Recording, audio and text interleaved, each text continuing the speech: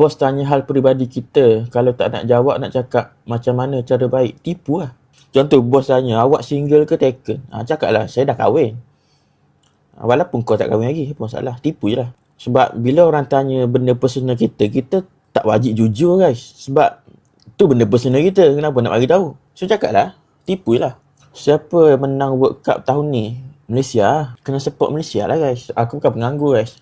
Sebab maksud penganggur adalah golongan yang sedang aktif mencari pekerjaan tapi tak jumpa kerja. Tu maksud penganggur. Adapun aku tidak bekerja and tak nak kerja. So bukan penganggur guys. Dalam ekonomi, penganggur bermaksud orang yang aktif mencari pekerjaan. Tapi tak ada kerja, tak jumpa kerja. Penganggur lah.